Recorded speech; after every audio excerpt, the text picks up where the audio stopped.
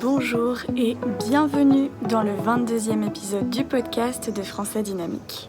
Le podcast qui va t'aider à améliorer ton français sans même t'en rendre compte. Je m'appelle Agathe, je suis professeure de français passionnée et dans l'épisode d'aujourd'hui, je vais te raconter mon voyage au Costa Rica. Le Costa Rica, c'est un petit pays qui se trouve en Amérique centrale que j'ai la chance de découvrir en ce moment pour quelques semaines. Si tu écoutes ce podcast en audio, je te conseille d'aller voir sur YouTube parce que je vais te partager des photos et des images que j'ai prises pendant mon séjour. Le Costa Rica, c'est un pays super intéressant, un pays dans lequel la nature est si présente et c'était vraiment quelque chose qui était réel. La nature au Costa Rica est vraiment très présente et c'est quelque chose que j'ai adoré pendant mon séjour. Je suis en train de tourner ce podcast et il ne me reste que quelques jours avant mon départ. C'est un pays tropical, extrêmement vert, avec beaucoup de végétation et de nature. Les premiers jours, je me rappelle que j'étais assez choquée parce que j'avais vu un colibri. Alors si j'avais su tous les colibris que j'allais voir et découvrir de toutes les couleurs possibles, je pense que je n'aurais même pas cru au départ voir tout ça.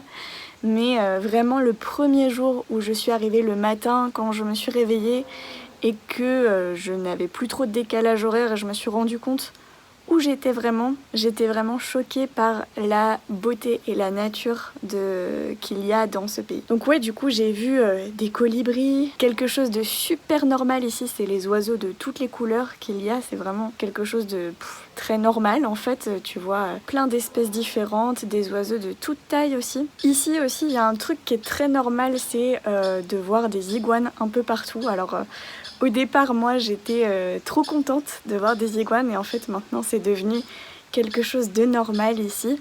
On voit des iguanes vraiment partout et voilà, ils sont tranquilles et ils se promènent un peu dans la nature ici.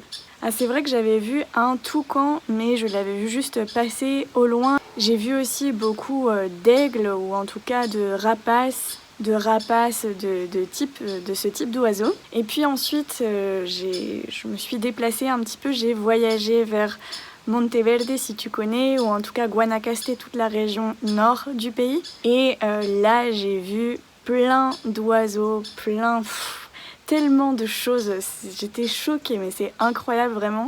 N'importe où que tu ailles, tu vas voir différents oiseaux, différents animaux et c'est ça que j'ai adoré. Donc j'ai vu des paresseux. J'ai d'abord payé pour aller dans un parc et voir des paresseux. Et en fait, juste après, j'en ai vu dans la rue.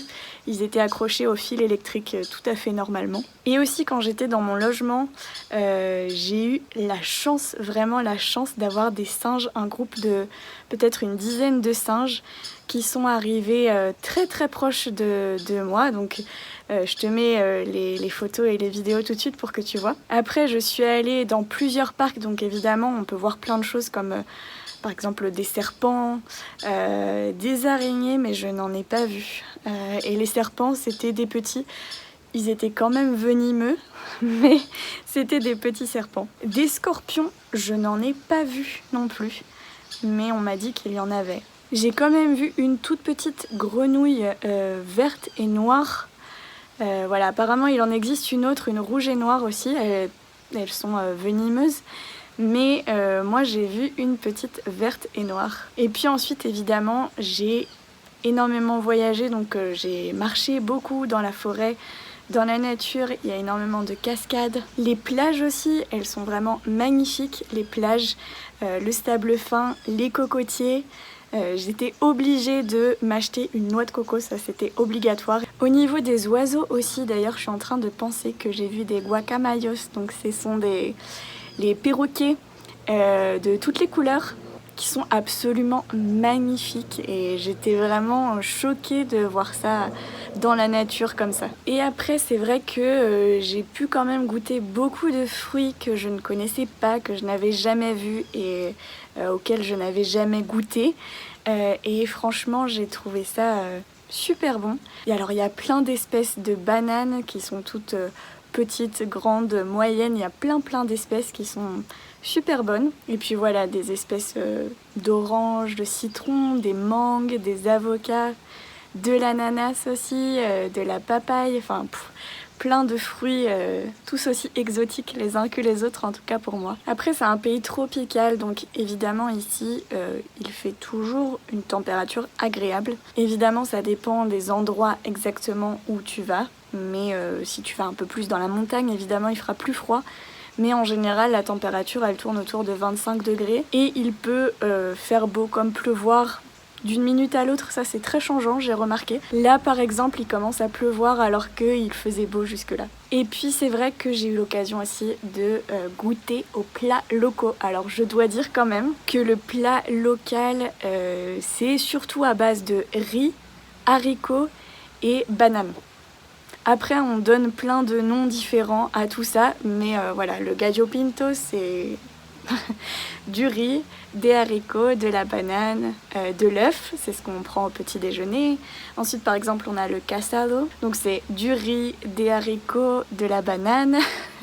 Il y a aussi le rice and beans qui est aussi du riz, des haricots et de la banane qui est cuisinée un peu différemment.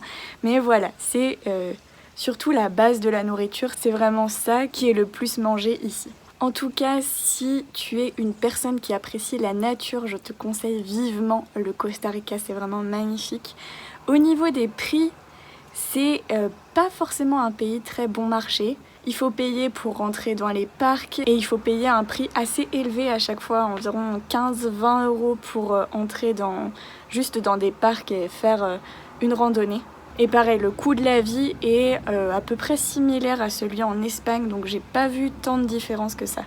Alors si tu as aimé ce petit podcast sur mon aventure au Costa Rica, n'hésite pas à mettre un petit like, à laisser un petit commentaire, ça me fait toujours plaisir.